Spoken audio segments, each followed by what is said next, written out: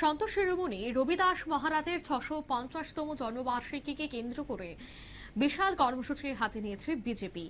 কারণ ওনার জন্মবার্ষিকী উপলক্ষে বিশাল যজ্ঞ সন্ত শিরোমণি রবিদাস মহারাজের কে কেন্দ্র করে। কারণ মঙ্গলবার ওনার আখাউড়া রোডস্থিত শ্রী শ্রী রামকৃষ্ণ সারদেশ্বরী মঠে এক বিশাল যজ্ঞ এবং ধর্মীয় অনুষ্ঠানের আয়োজন করা হয়। মূলত সন্ত শিরোমণি রবিদাস মহারাজ যে জায়গায় জন্মগ্রহণ করেছেন বেনারস, সেখানে ওনার জন্মদিনের দিন বিশাল যজ্ঞের আয়োজন করা হয়েছিল। সেই মাটি ভারতবর্ষের প্রত্যেকটি রাজ্যে পাঠানো হয়েছে, ঠিক তেমনি ত্রিপুরাতেও এসেছে। এতদিন যাবৎ এই মাটি রাখা হয়েছিল আখাউড়া রোডস্থিত শ্রী শ্রী রামকৃষ্ণ শারদেশ্বরী মাঠে।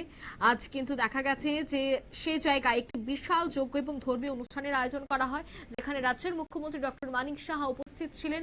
মুখ্যমন্ত্রীর উপস্থিতিতে সেই কলস রাজ্যের প্রত্যেকটি জেলায় পাঠানো হবে। রাজ্যের মুখ্যমন্ত্রী খোদ আজ প্রত্যেকটি জেলার সভাধিপতিদের কাছে এই কলসগুলি তুলে দেন এবং তা কিন্তু প্রত্যেকটি জেলায় পৌঁছে দেওয়া হবে। এ বিষয়ে কি বলছেন মুখ্যমন্ত্রী শোনাবো।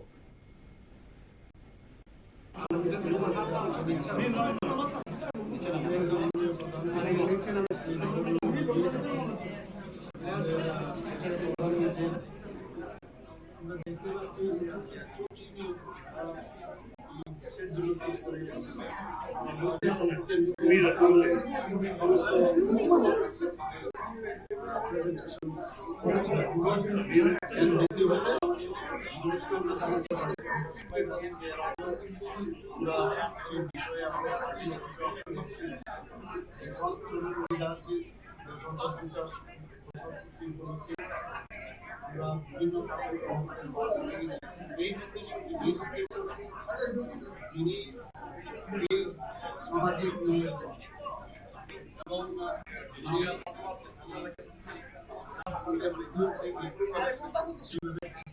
এবং সমাজ সংস্কার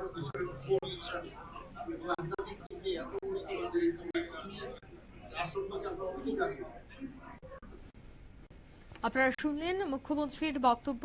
অর্থাৎ 15 দশকের একজন বিশিষ্ট সমাজ সংস্কারক, সাধক এবং ভক্তি আন্দোলনের অন্যতম প্রতিকৃতি তিনি ছিলেন। তিনি জাতপাত এবং অস্পৃশ্যতার বিরুদ্ধে সোচ্চার ছিলেন। মানবতা, সাম্য, ভ্রাতৃত্ব এবং ঈশ্বর ভক্তির বার্তা সমাজে ছড়িয়ে দেন। তার শিক্ষা আজও সামাজিক সম্প্রীতি এবং সমতার আদর্শ হিসেবেই সমানভাবে প্রাসঙ্গিক। তাই আজকের এই অনুষ্ঠানের মাধ্যমে কিন্তু রাজ্যের মুখ্যমন্ত্রী প্রত্যেকটি জেলার সভাধিপতিদের হাতে সেই কলস তুলে দেন। নিয়ে নিচ্ছি ছোট একটি বিজ্ঞাপন বিরতি, সঙ্গে থাকুন।